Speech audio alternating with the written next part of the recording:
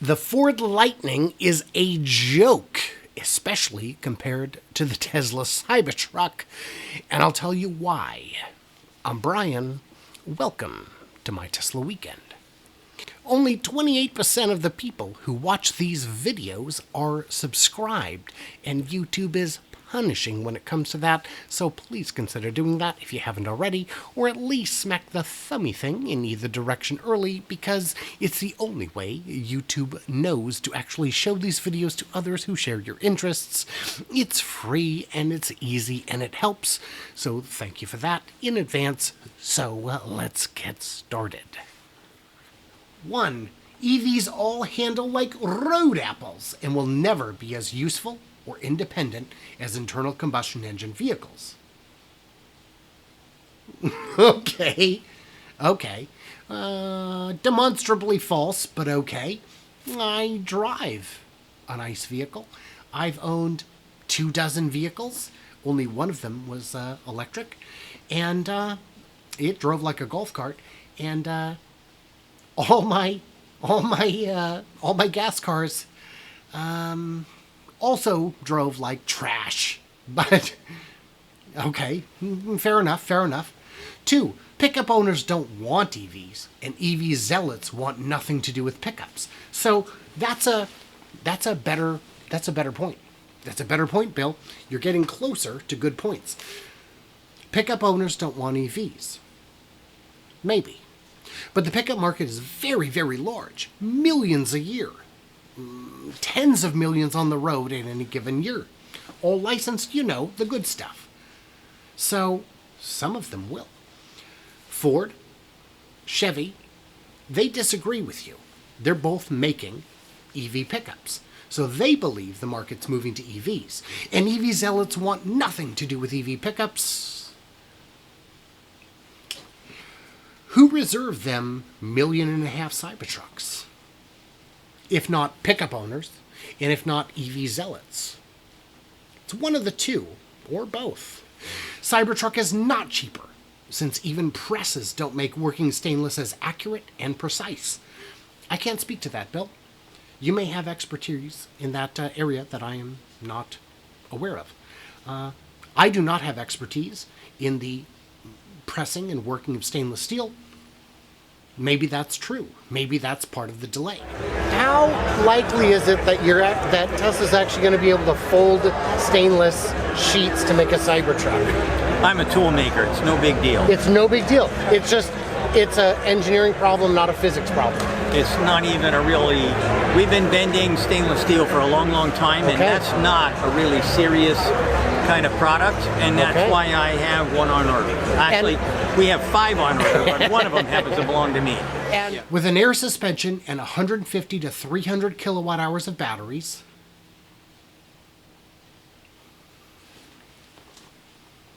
I don't know where you got 300 kilowatt hours of batteries from. That's not a thing. The highest estimate I've seen is 200 kilowatt hours. 300. Okay. In and of itself, 30 to 40,000. Okay, already wrong. It's prices have fallen substantially. BYD's Blade battery is coming in at like $68 a kilowatt hour. So, okay, you aren't cheaper. With a pair of $12,000 electric motors, you aren't cheaper.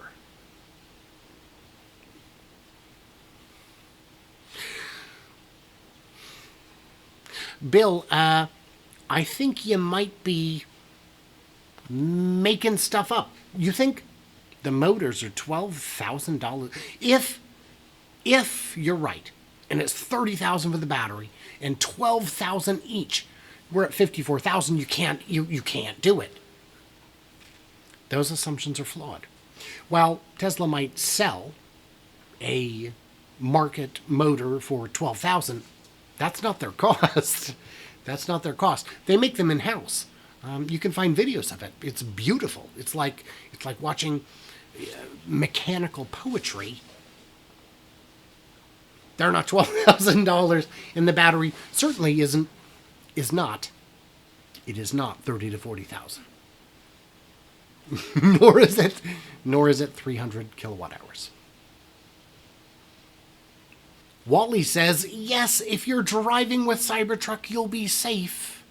Just not the people around. It's going to go straight through everything, and there's people in that everything. Wally, it's a truck. It's a truck. I don't know if you've ever been hit by a truck. I have not. If a truck hits you, you're going to have a bad day. Road testing remains a thing. Safety testing remains a thing. And it's not just safety for the occupants. It's safety for pedestrians. It's safety for everyone. This will be considered. The CyberTruck will almost certainly not be less safe than other vehicles. It sure as heck won't be less safe than getting hit by an EV Hummer. You said to electrify the entire fleet of the Ford F-150 fleet would require 4 times Tesla's global supply of batteries.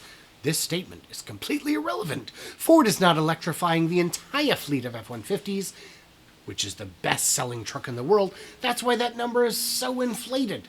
They're making a model, not changing the entire fleet. Now, I'll grant you that these comments are a little out of date, but but Ford is suggesting they will be electrifying the entire fleet. They're going to have some serious problems with batteries. Getting batteries is the problem. That's the global problem. There's something like 20 massive new battery factories under construction in Europe. There's something like 15 under construction in the US. They're being built, and in China, oh my gosh, who knows, probably 4 times that. It's kind of a big deal. The batteries are absolutely the problem. They're absolutely the bottleneck at this point for every manufacturer. And a Ford F-150 is going to take a very large battery pack. And these minerals don't come from nowhere. So, yeah, it's fine. It's fine. Ford will do their best. And gosh willing, it'll be enough.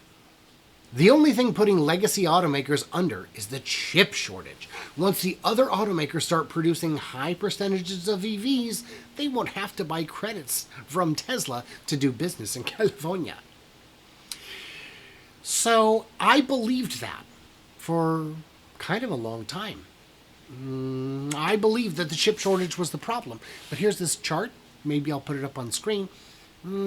There is more to it than the chip shortage. Toyota grew their sales in 2021. Tesla, I don't know if you've heard this, grew their sales in 2021. Some companies did better than others. Ford was only down like 5-10%. Stellantis, Fiat, Chrysler, etc., was down 43% for the year. Is that the chip shortage? And one way to avoid the chip shortage is by being able to use any old chip that comes into your hands. So Tesla famously has all their software development in-house. So when the chip shortage hit, apparently there was a chip they needed and they couldn't get, so they rewrote for another chip and another and another, and 19 different chips went into the same version of the same car because they were able to rewrite for it and continue production. That's something other guys can't do. So maybe when the chip shortage ends, things will pick up. But that's not going to automatically give them a new core competency in electric vehicle building that they didn't otherwise have. That'll just allow them to push more units out, good or bad. And you can claim that Tesla's only making money because of their ZEV credits, which at one time may have been true, but them days is gone. ZEV credits are kind of gone, and Tesla's making a little bit of money.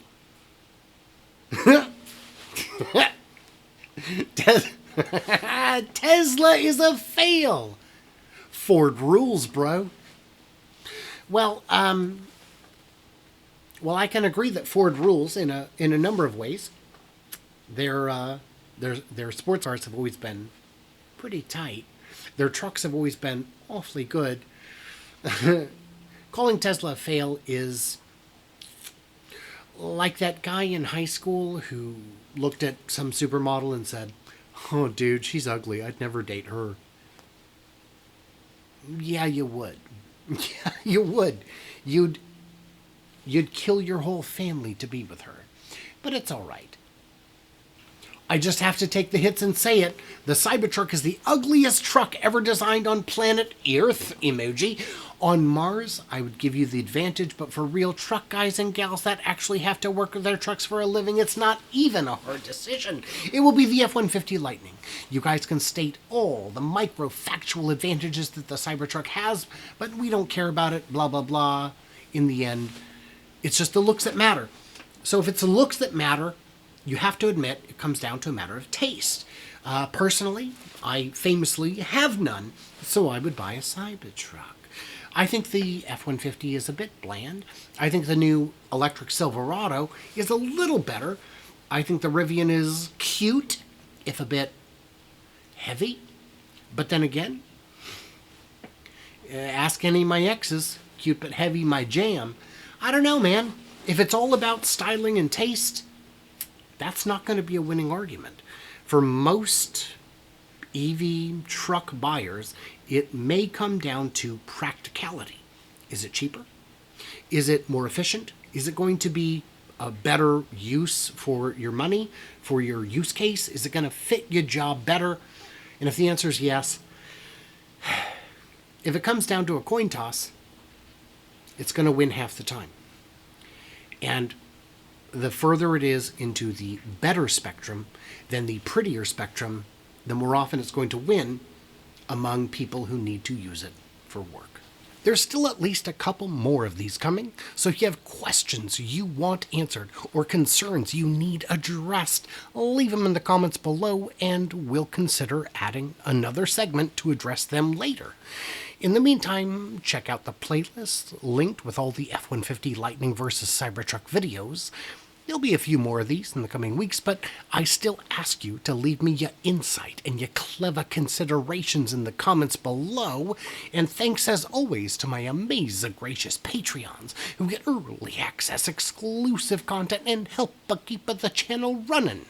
For as little as $1 a month, I quite literally can't do it without you guys. So, what did I miss or misunderstand? What do you want to see from an electric truck, and which one of the many on the horizon looks like the best fit for you? Let us know. And all I ask is that you pretty please stay tuned, stay juicy, and remember that I cannot wait to hear from you clever robots on the Autobot side of the Transformer. It's too obscure. Fair enough.